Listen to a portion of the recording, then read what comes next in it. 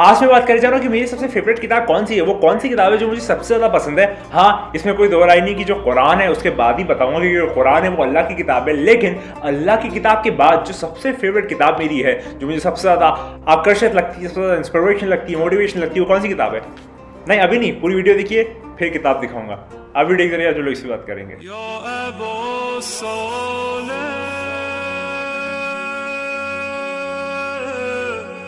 बात का आगाज करते हैं, जैसे कि मैंने बताया है कि आज मैं वो किताब बताने जा रहा हूँ कि जो मुझे सबसे ज़्यादा बेहतरीन, सबसे ज़्यादा एलोक्वेंस में हाई, सबसे ज़्यादा आप कह सकते हैं मुख्तलिफ मौजूओं को कवर करती हुई, सबसे ज़्यादा उसके अंदर दिलचस्प वाक़यात, सबसे ज़्यादा ज़िंदगी की सीख देने वाली, और सबसे बेहतर बात यह है कि जो वो जिसकी किताब है, यानी कि उसके अंदर जिसकी बातें बताई गई हैं, हालांकि वो किताब उसने खुद तहरीर नहीं की, लेकिन उसके अंदर उसकी जो बातें हैं, उसके जो खुतबात हैं, उसके जो सेमन्स हैं, जो उसकी कोट्स हैं, जो उसकी आप कह सकते हैं ज़िंदगी की स्पेसिफिक टीचिंग्स हैं, वो उसके अंदर कैद है। तो वो जो किताब है वो मैं आपके सामने रिवील करने जा रहा हूँ और बताने जा रहा हूँ कि आखिर वो किसकी किताब है। कुरान के बाद अगर कोई किताब सबसे अजीम है, सबसे आला है, सबसे बरतर है, सबसे वाला है मौजूदा करंट टाइम से, जो मेरे लिहाज से जो मुझे सबसे ज़्यादा पसंद है, वो है नहजुल बलागा। नहजुल बलागा किसकी किताब है, इसका मतलब क्या है, सारी चीज़ों पर बात करना चाह रहा हूँ। तो चलिए बात का आगाज़ करते हैं। जो नहजुल बलागा है, यह उसकी किताब है जो कि दामाद पैगंबर है। ये उसकी किताब है जो कि बरादर पैगंबर है। ये उसकी किताब है जो कि जन्नती और औरतों की जो सरदार है, उनके हस्बैंड हैं। ये उसकी किताब है जो जो जन्नती जवानों के जो सरदार हैं वो दो उनके फादर हैं। ये उनकी किताब है जो कि शेर खुदा हैं। ये उनकी किताब है जो शाह मर्दा हैं। ये उनकी किताब है जो शेर यज़दा है। ये उनकी किताब है जो क़ुव्वत परवरदिगार है। ये उनकी किताब है जिनके लिए कहा गया ला फतह इल्ला अली, ला सैफ इल्ला जुल्फ़िकार। अली जैसा कोई मर्द नहीं, जुल्फ़िकार जैसी कोई तलवार नहीं है। हाँ, मैं बात कर रहा हूँ, ये उनकी किताब है। मौला कुल कायनात, अमीरुल मोमिनीन, इमामुल मुत्तक़ीन, शाह मर्दा, शेर यज़दा, क़ुव्वत परवरदिगार, ला फतह इल्ला अली, ला सैफ इल्ला जुल्फ़िकार, मौला कायनात की किताब नहजुल बलागा की बात कर रहा हूँ। इस किताब के अंदर ज़िंदगी के अलग अलग पहलू में, जो मौला कायनात की पूरी ज़िंदगी थी, उसमें उन्होंने खुतबात दिए, sermons दिए, अलग अलग बातें बताई, टीचिंग्स बताई, जो कि इंसान की ज़िंदगी के लिए इतनी आप कह सकते हैं कीमिया है, एक एल्केमी के से कम नहीं है, एक ऐसी चीज़ है ये नहजुल बलागा। अब इसके टाइटल पे बात करते हैं, नहज अल बलागा यानी कि पीक ऑफ एलोक्वेंस। इसका अगर अरबिक ट्रांसलेशन करें, जो कि एक ईजी ट्रांसलेशन बनता है, जबकि मैंने को बताया अरबिक जो है वो एक बहुत वसी ज़बान है, तो उसका एक ट्रांसलेशन जो ईजी ट्रांसलेशन है वो है पीक ऑफ एलोक्वेंस। नॉलेज की हद, नॉलेज की एपिटोमी, नॉलेज की या स्पिरिचुअलिटी के इरफान की एपिटोमी को नहजुल बलागा कहते हैं। इसके अंदर 3 सेक्शंस हैं। एक है मौला कायनात के सही शॉर्ट सही, जो कि आप कह सकते हैं ना छोटे छोटे कोट्स होते हैं मौला कायनात के, आपने बहुत सारी जगह पर देखा होगा। देखिए, मुझको एक बड़ी कोफ्त होती है और दिल होता है जो लोग हजरत अली कहते हैं। हजरत अली क्या होता है भाई? हम तो हमारे घराने में इससे कम नाम नहीं लिया जाता। मौला कुल कायनात, अमीरुल मोमिनीन, इमामुल मुत्तक़ीन, शाह मर्दा, शेर यज़दा, क़ुव्वत परवरदिगार, ला फतह इल्ला अली, ला सैफ इल्ला जुल्फ़िकार। सैयदों के घरानों में इससे कम में नाम ही नहीं लिया जाता। हम लोग हज़रत अली ये सब नहीं कहते, हम लोग इससे कम में नाम ही नहीं लेते। तो इसके अंदर मौला कायनात के 3 सेक्शंस मौजूद हैं। पहला जो है वो शॉर्ट सेइंग्स है, जो दूसरा है वो है खुतबात यानी कि सर्मन, जो उन्होंने खुतबात दिए थे, उन्होंने बोले थे अपनी ज़बान से, उसको यहाँ पर दर्ज किया गया। और जो थर्ड है वो है हमारे लेटर्स, यानी कि मौला कायनात ने जो लेटर्स लिखे अपने अलग अलग लोगों को, उनके दुश्मनों को, उनके दोस्तों को, वो सारे इसमें कवर किए गए हैं। और ये जो किताब, हमको स्पेशल थैंक्स कहना चाहिए सैयद रज़ी को, जिन्होंने ये किताब को कंपाइल किया, यानी कि उसको जमा किया। जमा करना बहुत मुश्किल था। मौला कायनात ने कहीं पर कोई खुतबा दिया, किसी ने पत्थर पे लिख लिया, किसी ने चमड़े पे लिख लिया, किसी ने कहीं पे भी लिख लिया, कपड़े पे लिख लिया, किसी ने कहीं लिखा, तो उन्होंने पूरी दुनिया से उसको जमा करके इकट्ठा करके इस किताब में कंपाइल किया। सोचिए उनकी कितनी बड़ी खिदमत है हम सब के लिए, जो मौला कायनात की बातों को इसके अंदर जमा करके आप कह सकते हैं एक वजूद दिया। ठीक है, तो ये बहुत सैयद रज़ी को स्पेशल थैंक्स करना चाहिए हम सबको। और नहजुल बलागा का जैसे मैंने बात बताई, इसका मतलब होता है चौड़ा रास्ता भी। नहजुल बलागा अरबिक में अगर हम लोग ट्रांसलेशन करें तो इसका मतलब चौड़ा रास्ता या वाइड ओपन रास्ता भी हो सकता है, और पीक ऑफ एलोक्वेंस यानी कि नॉलेज की, ज्ञान की हद भी हम लोग इसे कह सकते हैं। और ये ऐसी किताब है, मेरी पूरी दुनिया को चैलेंज है, आप इस किताब को किसी भी लैंग्वेज में पा सकते हैं, जो भी आप चाहते हैं। आप एक बार में कोई भी एक सर्मन या कोई भी एक छोटे से छोटा स्टेटमेंट या आप एक पैराग्राफ पढ़ के एक बार में आप समझ नहीं सकते, नहीं समझ सकते कि नो मैं नॉलेज की हद है। अगर आप किसी भी लैंग्वेज में आप उसमें PhD हो, आप उसमें डीलेट हो, तो भी आप वो लैंग्वेज में जो भी आपकी स्पेसिफिक मास्टरी की लैंग्वेज है, आप एक बार में इस किताब का कोई भी एक पैराग्राफ भी पढ़ के समझ नहीं सकते। इतने ज़्यादा इसके आप अलग अलग वेरिएशंस आपके दिमाग में आएंगे ना कि आपका दिमाग जो है वो चकरा जाएगा। लोग जो ये पढ़ते हैं कहते हैं हर बार जब भी हमने इसे पढ़ा, हर बार एक नया एस्पेक्ट जिंदगी का, एक नया नजरिया जिंदगी का, एक नया रोशनी जिंदगी पे हमने पाई है, हमने देखी है, हमने इसके अंदर महसूस किया है। क्योंकि ये किताब किसी आम शख्स की किताब नहीं है, ये मौला कुल कायनात की किताब है, जो कि पूरे जहान के मौला है, पूरी कायनात के मौला है।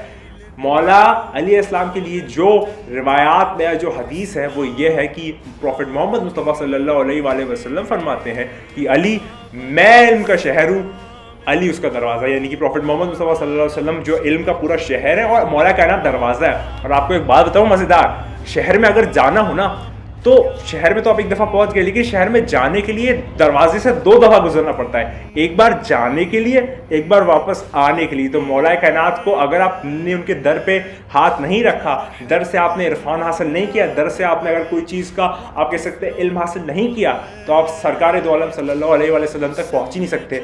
जब तक आप अली वलीउल्लाह की तकरार नहीं करते, मोहम्मद रसूलुल्लाह तक आप नहीं पहुंच सकते। मोहम्मद रसूलुल्लाह बहुत बड़ी बुलंद चीज़ है, आप अली वलीउल्लाह का इकरार नहीं करेंगे तो आप वहाँ तक कैसे पहुंच पाएंगे। तो खैर ये इतनी बड़ी किताब है, इसकी बातें बताना शुरू कर दूंगा तो पूरी ज़िंदगी मेरी कम है। इतनी बड़ी ये किताब है, इतनी इसके अंदर एक्सप्लेनेशन, इसकी तफसीरात हो सकती हैं। लेकिन एक बहुत छोटा सा वाक़या सुनाऊंगा इस किताब का, जो कि बहुत इंटरेस्टिंग है और जो कि आपके दिमाग को चकरा देगा। सिर्फ इतनी सी मेरे एक छोटे से वाक़या में जो मैं आपको सुनाने जा रहा हूँ। तो एक दफ़ा की बात है, इसमें भी मौला कायनात के इंस्टेंसेस हैं जो रिवायात में है, वो मैं आपको सुना रहा हूँ। एक दफ़ा एक आदमी ने पूछा या अली, और ये जो प्लानिंग की थी उन तीनों लोगों ने, 3 लोग क्राउड में बैठे थे, मौला कायनात खुतबा दे रहे थे, सर्मन दे रहे थे। तो मौला कायनात को वो लोग रोक के कहते हैं या अली हमारा एक सवाल है, और तीनों ने प्लानिंग कर ली थी कि वही सवाल हम लोग तीनों पूछेंगे, फिर देखते हैं मौला कायनात क्या जवाब देते हैं। तो क्या हुआ, वो जो 3 लोग थे पहले बार उठा, मौला कायनात से कहा कि मेरा एक सवाल है या अली। तो उन्होंने कहा कहो क्या सवाल है।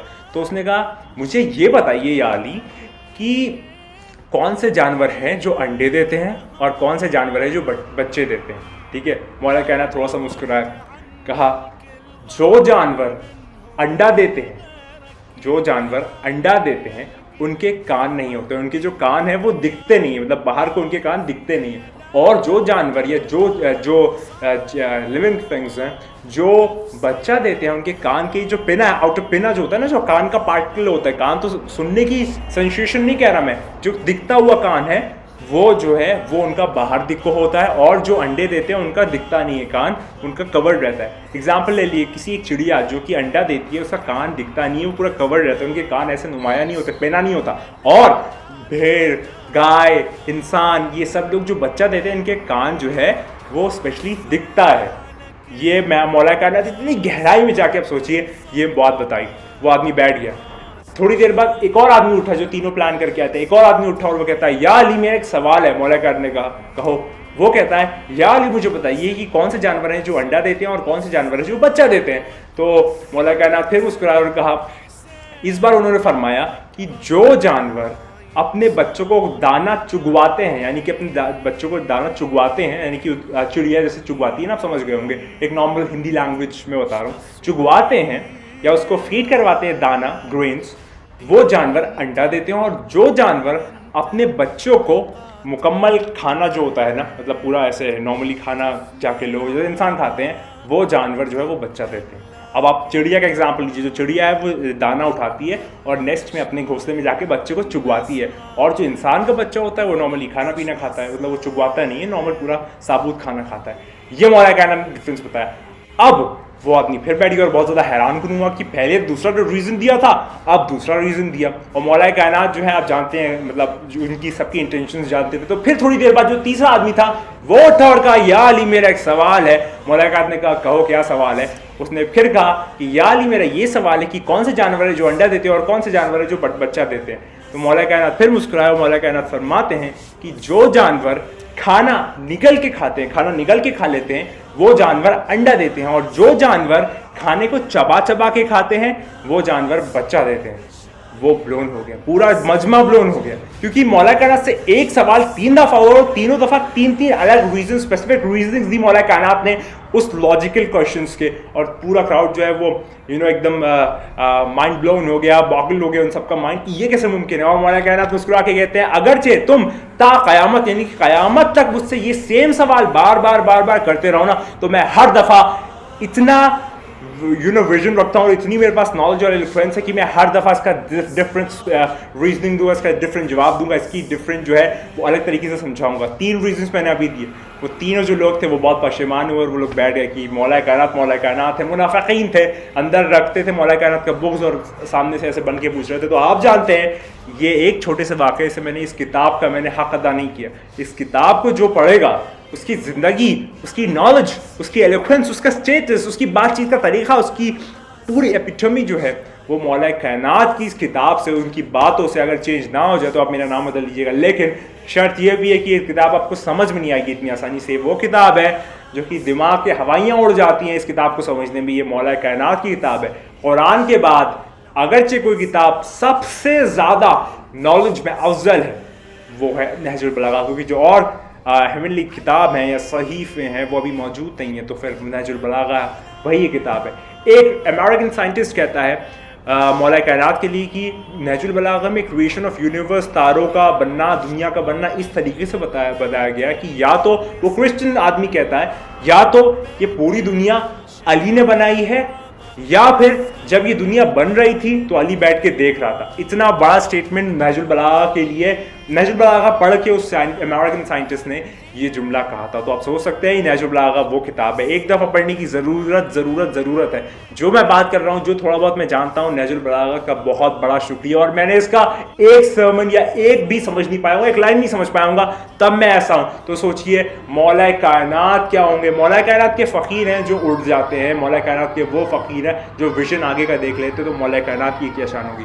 मैं उम्मीद करता हूँ आपको वीडियो पसंद है। अगर वीडियो पसंद है पीछे अल्लाह साहब वो शेयर कमेंट जरूर करें। और आपको इस मुतालिक रिलेशन की स्टार्ट वीडियो चाहिए, 13 रजब आने वाली है, सारे आशिक़ अहले बैत और जितने भी मोमिनीन हजरात हैं, जितने भी चाहने वाले और जो भी मौला कायनात से मोहब्बत करते हैं, उन सबको 13 रजब बहुत बहुत मुबारक हो आने वाली है इंशाअल्लाह ताला। और जो कि बुग़्ज़ अली रखते हैं, हम भी देखेंगे तुम बुग़्ज़ अली के साथ कितनी दूर तक जाओगे।